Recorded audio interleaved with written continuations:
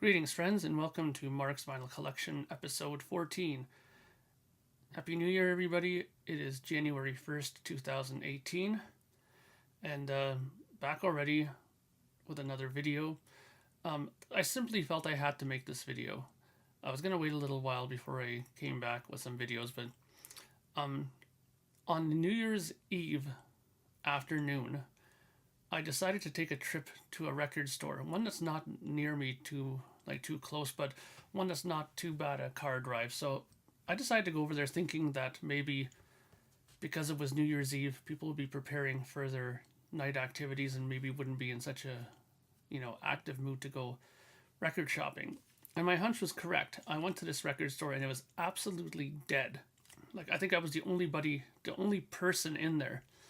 So I took full advantage of it, and needless to say, I walked out of there with a lot of albums that I've been looking for throughout this year. Actually, I've been looking for a lot of these records throughout the whole year, and a couple of them almost brought a tear to my eye. But let's get rolling with them because there's a few of them here. So I want to show you all my best haul of the year for 2017, which actually happened on the very last day of 2017. So let's start with this. This is the Iron Maiden 7-inch single reissue for Sanctuary. On the backside you have Drifter and I've Got the Fire. Those two songs are live from London's Marquee Club on April 3rd, 1980. As you can see right there. Now, I love these little 7-inch reissues. The artwork is perfectly redone. It's not even censored because you can see down there Margaret Thatcher killed by Eddie. That was censored in England from what I understand in the original. These are from the top here. And what's interesting is the ones that I have, because I have the Aces High one and a couple of other ones, but they're all Parlophone ones, label ones, and this one is actually the American US BMG version of it.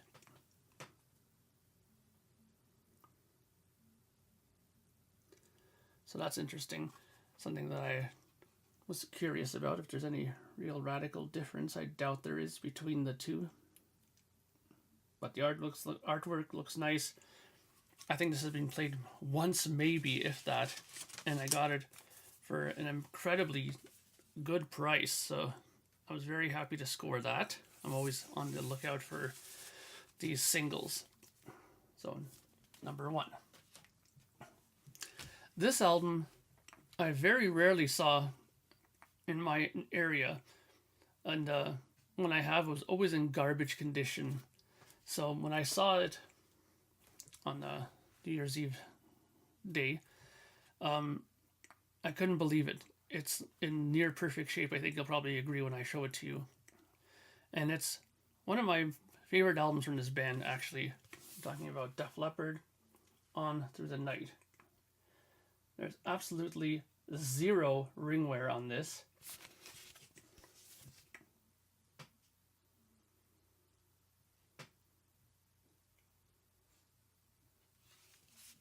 Now, I don't believe, let's see if my information is correct on this, but I don't believe that this is an original. Oh, maybe it is.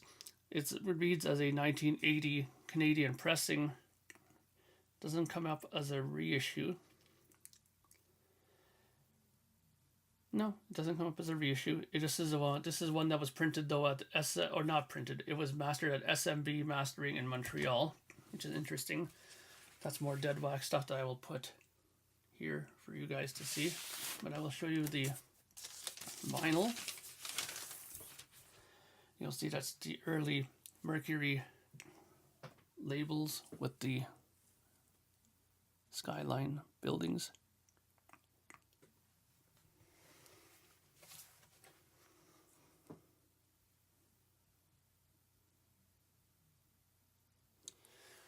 Fantastic.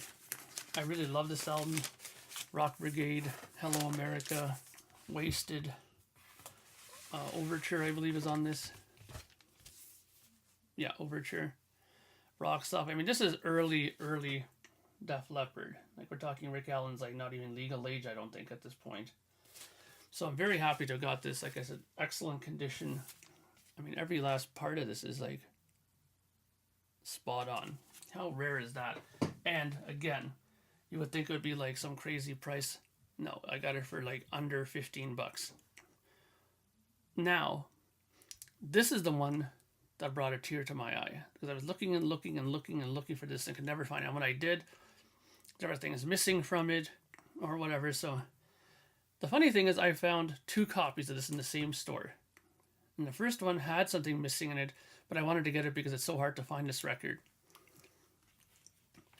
But then when I was going to cash out, the guy showed me that he had another copy that had the proper inserts and everything on the wall where they keep all the higher items. And I had to have it. So I'm talking about Gentle Giant. I'm talking about In a Glass House. Now you can see that this is beat up, but this is such an incredibly hard record to find here. Mainly because they didn't have a North American record label or record deal at this point. So this is the UK release, obviously, of it. You can see down here with the WWA label.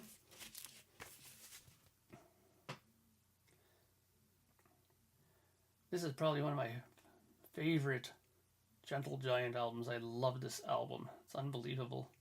I think they were at their peak. Now, what I was talking about as far as being complete, as you can see that kind of graphic at the front with that sort of plasticky kind of cover with the images on it. Now, if you go in here, there's a piece that comes out with an image on it like that. Now, this is always missing on the ones that I was trying to, or the ones I was looking at before, and was missing in the one I was just about to buy. But this one had the complete version of it. And it also had the proper inner sleeve.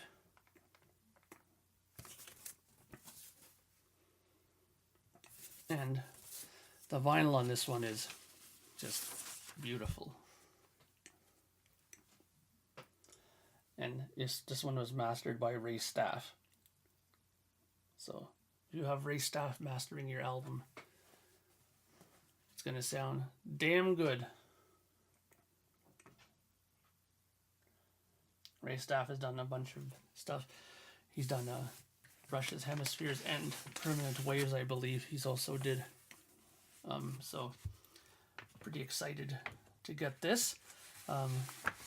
Mainly because I know it sounds good. I have the CD of this. Actually, no, apologies. I don't have the CD. I have the digital download, the iTunes version of it, because I can't even find a CD of this. So extremely happy that I found this. A bucket list one that's off my list now, finally.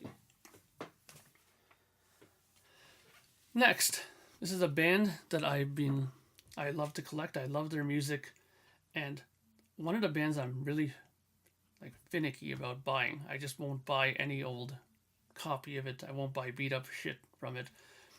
I just try to go for good stuff, and I found a beautiful version of Steely Dan's Can't Buy a Thrill. Look at that. Like, that's like almost completely perfect. What are the chances of that? I'm telling you, this is all in the same day that I got all these records. Now, it is a gatefold. I already took that record out there because this is one of those ones that the record comes in from this side here. I know it's a pain in the ass to take it out, so I just took it out already to prepare to show you. This is a Canadian pressing on ABC Dunhill. This is the one that has some different variations of it.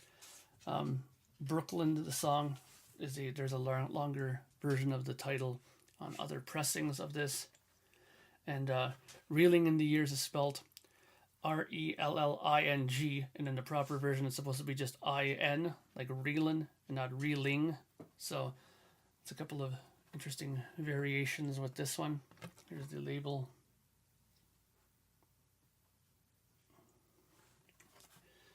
Side B. Now see if I can get this in properly. You can see that.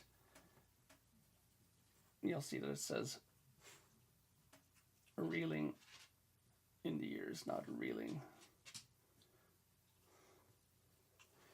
Okay, so that's that. So I'm extremely happy to find that record. I think my dog's in here. Yes, hey Jackie. All right, now another record that I've been searching and searching, and I found stuff on Discogs, and I found this record in a few spots, but they wanted insane money for like $50. I'm like, are you nuts for this record? So finally I found it. Now it wasn't like $10 or nothing. I did have to pay like $25 for it, but that's a lot better than 50. And I've been looking everywhere, and it was pretty pricey in other spots. So, a band that I've loved since I've heard their music, like years back, talking about Budgie. I'm talking about the album Bandolier. What a fantastic album. I mean, the minute I heard I Can't See My Feelings, I was hooked. What a great song. I mean, Napoleon Bonaparte, another fantastic song. Breaking all the house rules and learning all the house rules, incredible. Again, another record that's in really good shape, incredibly. And I thought for sure they'd be wanting like an arm and two legs and my left nut for this, but nope. Came in the A&M sleeve with the anti-static. It's funny how back in the day A&M were big on preaching that before they even became a big thing. And here's the vinyl, and it's funny. There's apparently there is a variation of this label where the titles are more on the top, over top the hole, the center hole. I have the version that has the songs underneath. There we go. Again, in absolutely killer condition.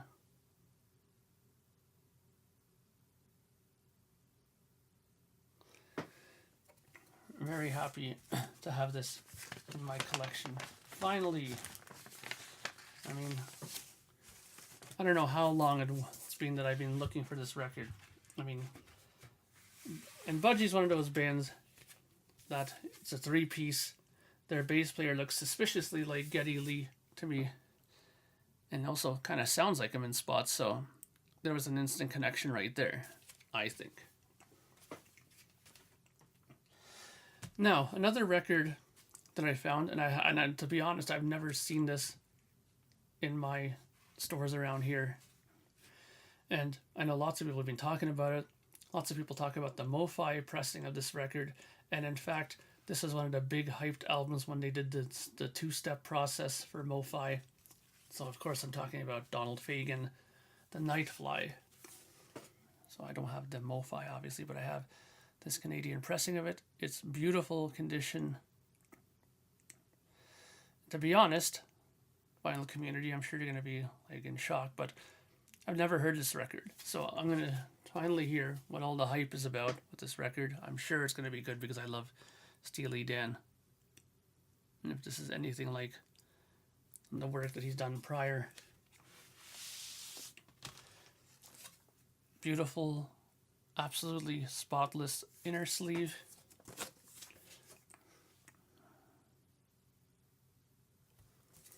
And the record is fantastic as well.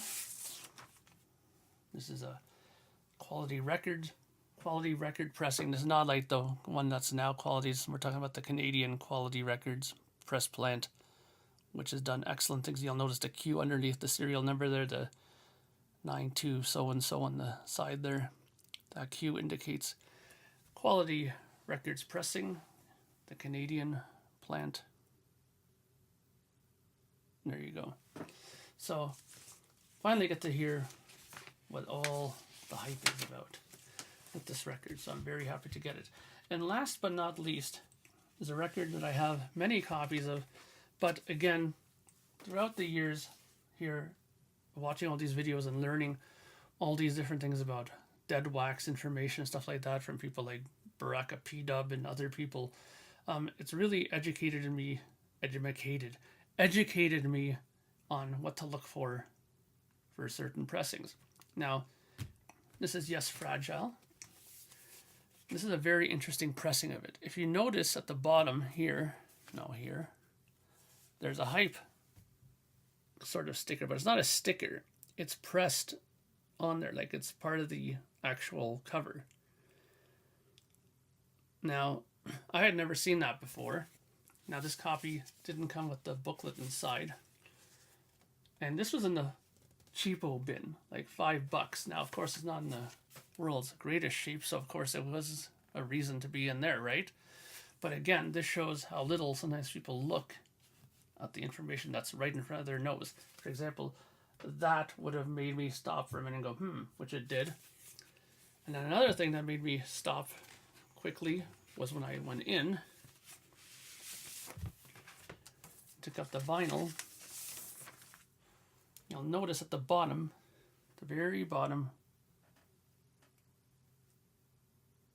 I'm not sure if you're able to read that, but it does say manufactured and distributed by Kinney Music Canada. Now that's when they released Yes's material, like very early, like we're talking like early 70s releases.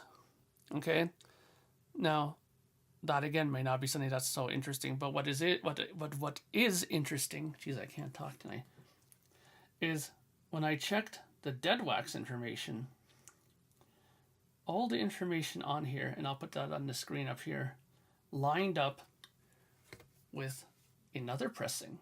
What pressing is that? It lined up with the US first pressing of this record. So probably in their haste to release this record in Canada, Atlantic Records shipped over the stampers from the first pressing, and they pressed the album using the first press stampers. So in essence, Canada at first got US first pressings. And that's what this is. And if I looked online, US first pressings, especially in decent condition, are a decent amount of money. And this sounds really good. I mean, George Peros did the mastering of this, so his work is always stellar. So very glad to get this, and I'm sure the people at the store realized that they were putting a first press record in the $5 bin. I'm sure they probably would have kicked themselves in their rear end.